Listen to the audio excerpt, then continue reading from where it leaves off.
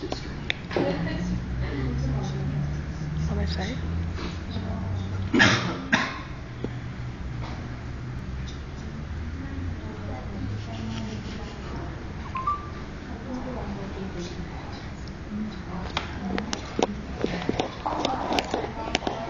We always carry flares when we're walking around, don't we? Yeah. Yeah, ready to just bust out a quick pancake at a moment's notice.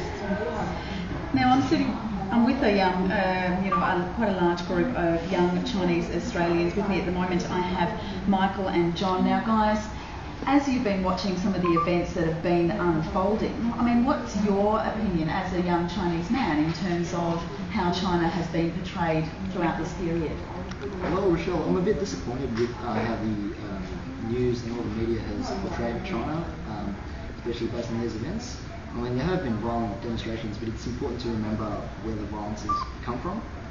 And also, I think that we're kind of missing the spirit of the games. I mean, it's when the international community is meant to come together in sport, not conflict.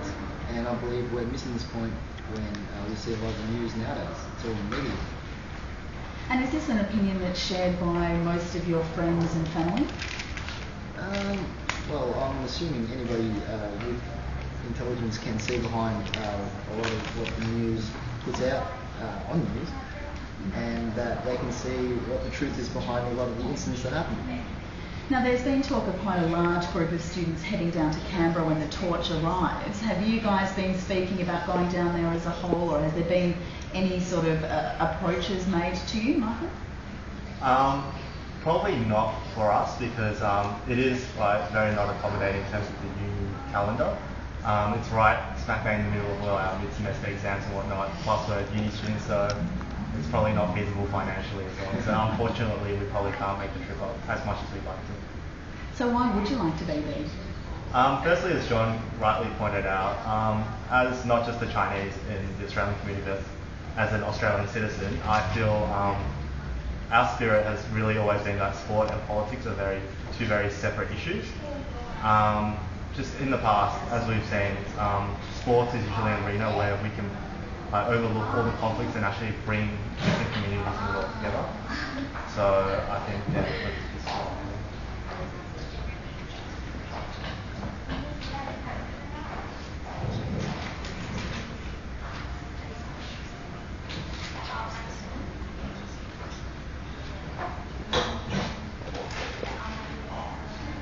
Well, I mean, violent demonstrations in Tibet, violent demonstrations, I guess, had to be subdued with force. But you must remember, it started off being violent demonstrations when Chinese citizens were subject to violence. They were assaulted on the streets, they had their shops burned down, and I think a lot of the media is missing that as opposed to a lot of the other issues pointed out. I mean, China obviously doesn't have the best human rights record, but what country does?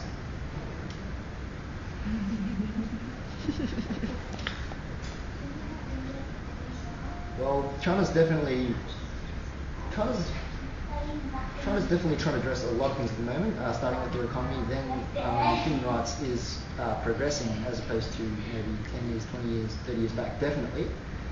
And I think this is baby steps forward are better than none at all.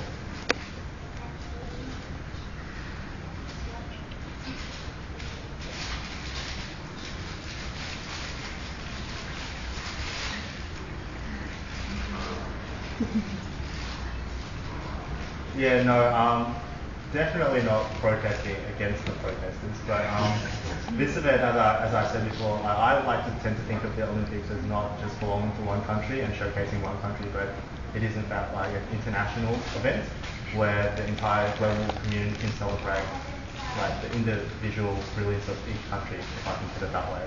And with the whole point about the protesters, I think a lot of the sentiments is not anti-Tibetan from the Chinese community. It's just that I think a lot of people feel that this whole issue has been kind of blown out of proportion, so to speak. I guess what John was referring to before was we're not angry at the media for like just portraying China in such a bad light. It's because they're not writing out the full story of they're not telling the whole story in that the Chinese community, alright, they have a bad human rights record, fair enough. And yes, there is corruption now and then, but I think what has to be taken into account is it was violent protests. So to link it back to Australia, like for example, if Perth one day just rocked up and decided they wanted to become an independent country and started burning down the shops of every single Sydney side and Melbourneian in Perth, I'm sure Australia would be forced to in some capacity to subdue this kind of violent protest.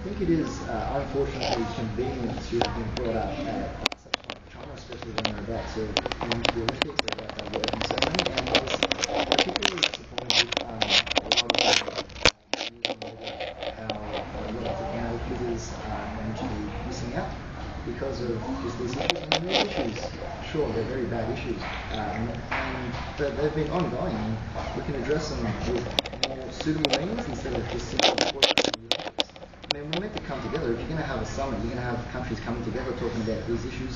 Why can't you come together at the Olympic Games, which is such a huge, important event for the whole human race to come together to compete in sports and not conflict or politics or war or anything like that.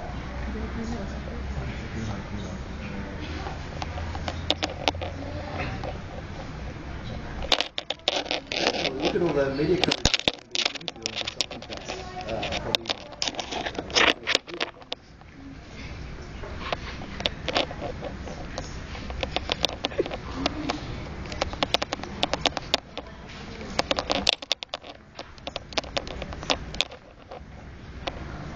Thanks, Lindy.